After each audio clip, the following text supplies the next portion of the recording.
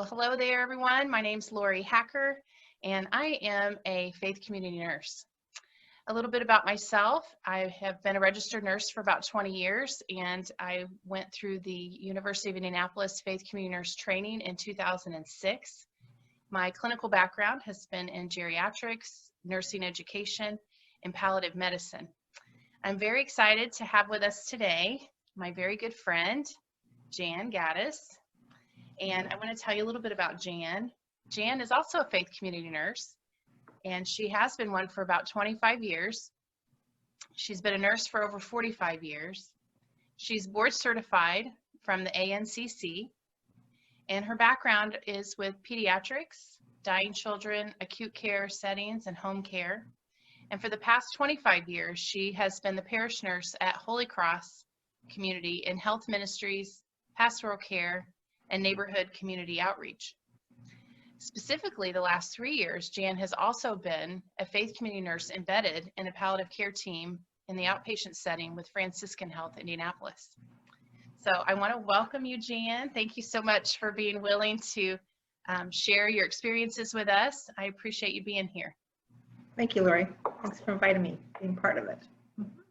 So I want to talk today a little bit about advanced care planning. Jan and I have been on a journey for the last 6 months or more, actually, where we've kind of looked at the role of faith community nursing in advanced care planning, and it's culminated with the development of a tool to help us do some outreach in that specific area. We've heard a lot about advanced care planning in recent years, and especially now, Jan, as you know, with COVID-19, it's really coming to the forefront. Yeah. The implications of advanced care planning across the healthcare continuum is widespread and no doubt affects our faith communities in a number of ways. So what I'd like to do is just have a conversation with you, Jan, and talk a little bit about your experiences. So can you tell me, as a faith community nurse, what your experiences have been with end-of-life care or advanced care planning? Okay. Yes, so working at Holy Cross Parish for over 25 years as a pastoral minister in the health ministry in the outreach. So that continuum of care, the continuum of life from birth to, they talk womb to tomb, fighting that. So working with the congregation, so it's various ages. My background is pediatric, but within the congregations, it's we had a significant amount of elder people.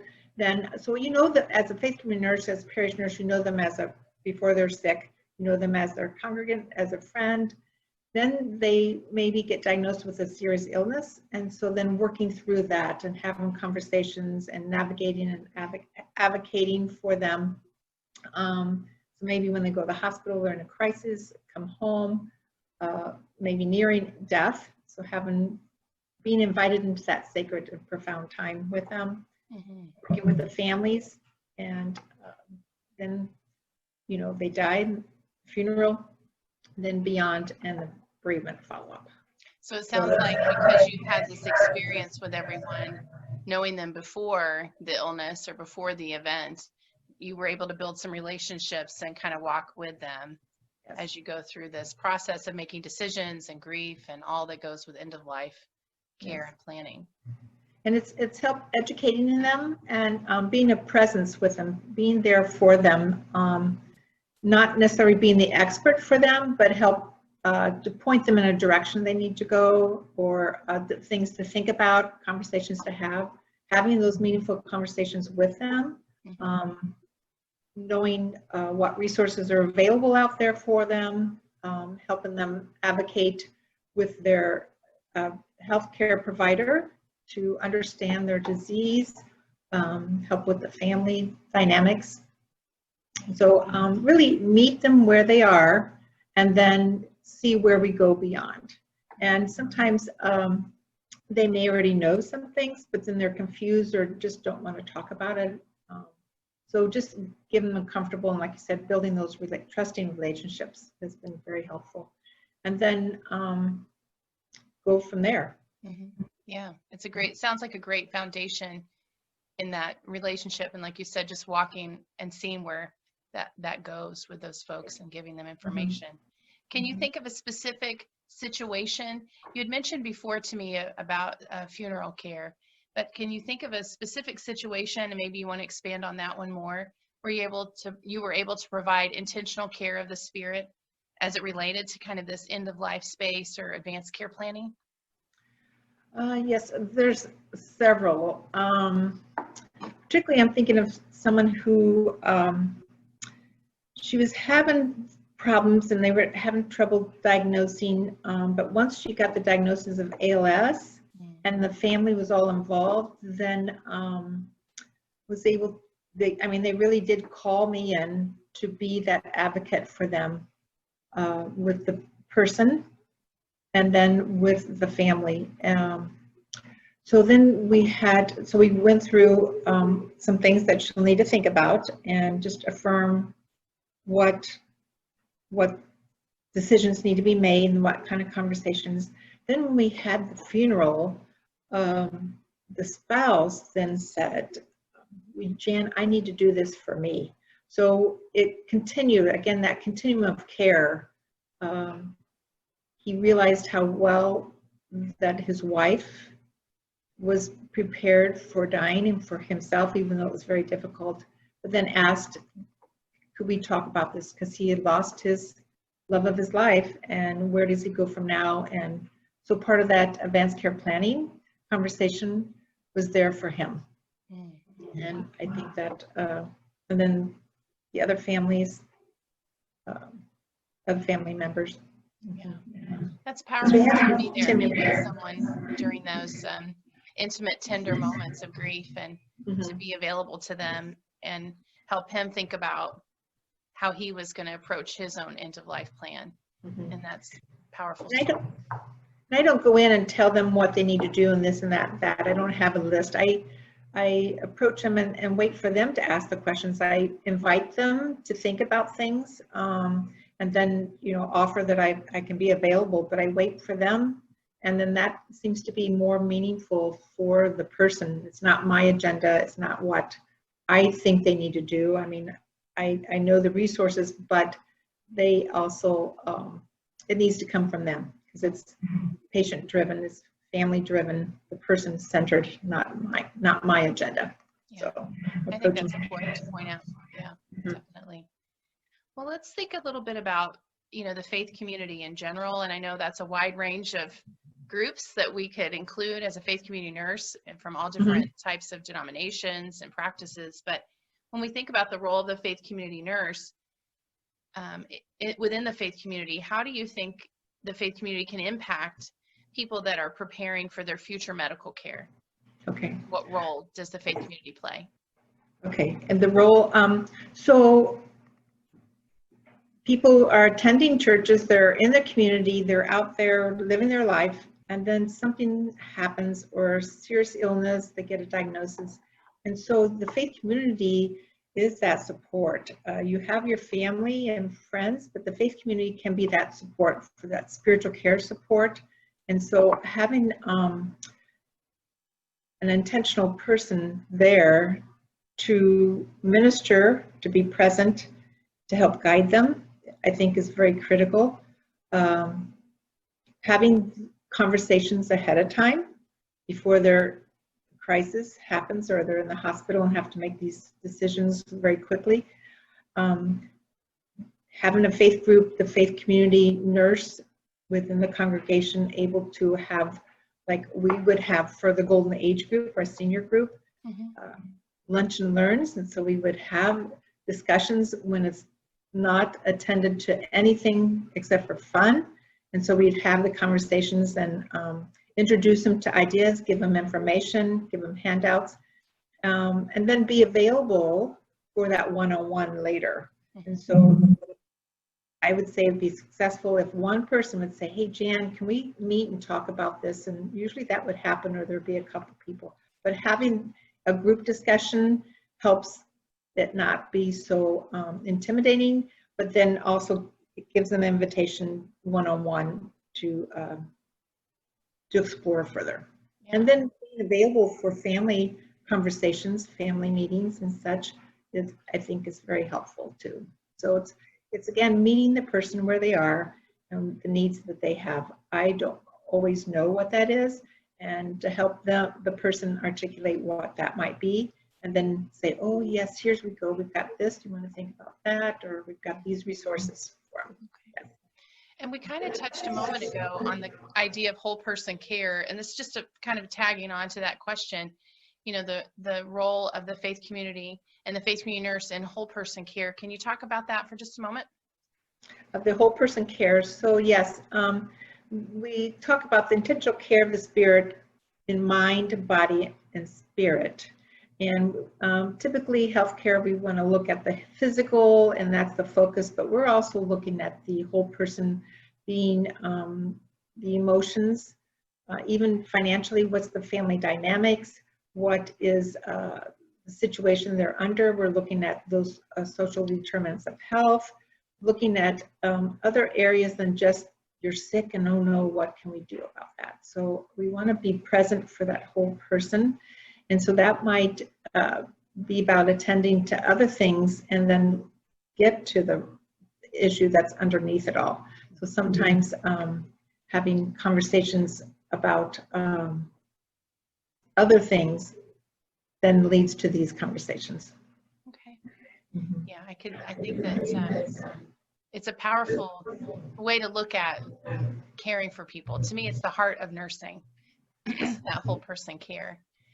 I want to ask a question that, you know, for those of you that might be watching this video that doesn't really know even what a faith community nurse is, can you just take a moment to explain that? I know we're focusing a little bit on advanced care planning, end of life care, but what is a faith community nurse from a practical standpoint for someone who's never heard of it before? Right. So it's specially practice for nursing. So we are an RN for nursing, and we provide that extra spiritual care support. Again, looking at the whole person versus being in the hospital at the bedside of a sick person, looking at the lab numbers. We are out in the community, particularly faith communities, but not just faith communities, but in the community to help with resources, referrals. We do health coaching, we do care coordination. So we offer kind of a well-rounded, kind of being there for the person in the community, and then linking them to resources or to refer them on, or to have conversations of how to talk with their healthcare provider. So it's looking beyond, and it's in that prayerful presence, offering prayer from your faith tradition, or you meet with people who have no faith tradition, and there's still spirituality, so that respect for life, the dignity of life, being present, that each person is important. Excellent. Thank you, Jan, for explaining that, because I think that it's important for people to know what the faith community nurse does, and who wouldn't want to have that within their communities, really, when you think about the essence of what that is. So it's integrating faith and health. It's integrating nursing and spirituality, and we all have that need to be attended to, and so a faith community nurse helps attend to that. And it's also about self-care, so we need to be attended to too. And so yeah, that's a tricky one for some of us nurses. Yeah. So for me, it's always the both and, and it's a joy to be a part of this without directing how it's going to be. So I always ask, where is God in all this? Where's that higher power? Where's that ultimate being? Where's that reality happening? Because I'm not the one in control. So it's very profound and sacred at one level, developing those relationships, making those connections, and then being of service to people. Yeah, what a wonderful reminder to us as nurses across the board about what our roots are, for sure. Well, let's thinking about advanced care planning. We're kind of going back to that a minute. Thank you for indulging me on the other questions. But what barriers have you noticed and observed among faith communities in regards to advanced care planning end-of-life discussions, those sorts of things? What barriers have you seen? Well, the main barrier is people just don't want to talk about it. There's a stigma about it, not talking about death. It might just happen. But so having, the group conversation helps, or having one-on-one helps, depends on what helps for that person, for that barrier. I think another barrier is people are afraid to want to ask or afraid to want to know these things. I think people think about it all the time, or not all the time, they think about it, but they're afraid to ask. So I think that's a barrier. So giving the people permission to think about and then to talk about.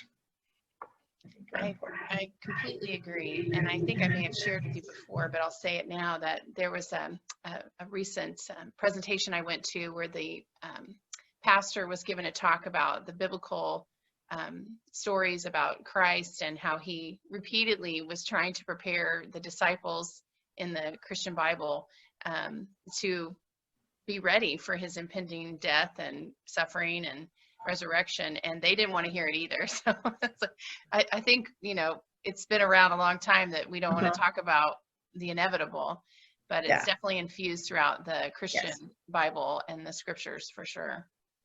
And so giving gentle presence, being present, being trusting, I think helps break down some of those barriers. Yeah. So let me ask you, what advice would you give to a faith community nurse who is considering implementing some sort of advanced care planning outreach, or they want to learn more? What advice would you give? Well, I would say learn the facts. There's all kind of resources, and this training tool will be a great one because it's very comprehensive. But also I would say be comfortable with the subject yourself, because to be able to talk with others, you need to have your own comfort. So go through the process yourself. Talk with your family about your healthcare representative, about advanced care planning and such. So, and that's part of the self-care. So do those first so that you're comfortable with it, and you have a conviction that it's a good thing to do. And then find tools and resources. So I think that's very, very helpful. Then knowing that we are personal and professional caregivers, so we help others professionally, but personally, we will probably go through this ourselves with a parent or a family member or a loved one. So when I had to attend to my parents over a couple-year period, both of them serious illness and then dying, I needed help.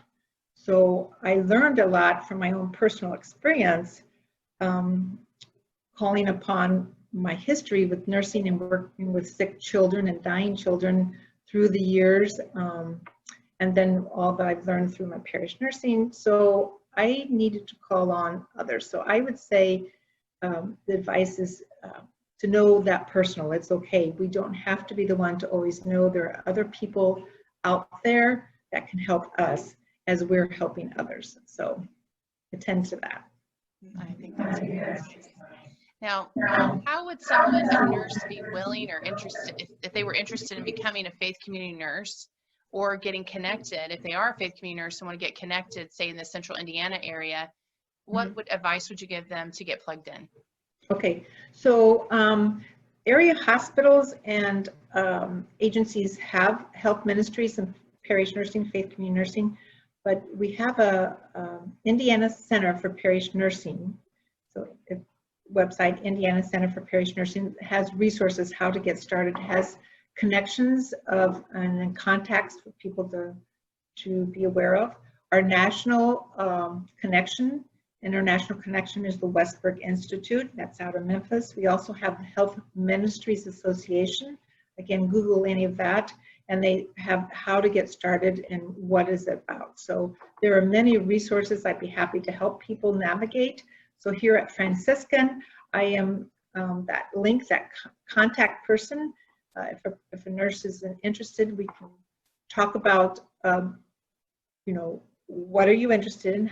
How did you come to be here? Kind of the journey, and then link into how you can get started. And then we also at Franciscan help mentor through the process. Your first year, a couple years, we continue to do networking and support because we're not in this alone. We need that support of others, and to grow personally and professionally, it's important to stay connected. And you're not out there alone, even though you might feel like it. In the congregations, we're not. It's an integrated process of finding hope and healing and wholeness in our lives and in our professions. Jan, is there anything else you would like to share before we wrap up our conversation this morning? Well, I know we didn't use one thing. So there's a lot, you're not in it alone. There's a lot of partnership and collaboration. So linking in with someone, and that, it's been around for over 30 years. So we've got some experts out there, and talk with your congregational leader of the interest and the importance of looking at whole person care, I think is important in this day and age. Excellent.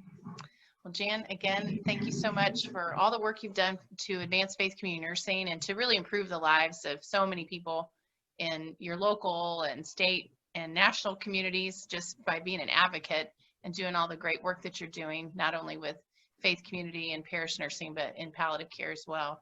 And I just want to thank you for your time and commitment today. And I appreciate you being here.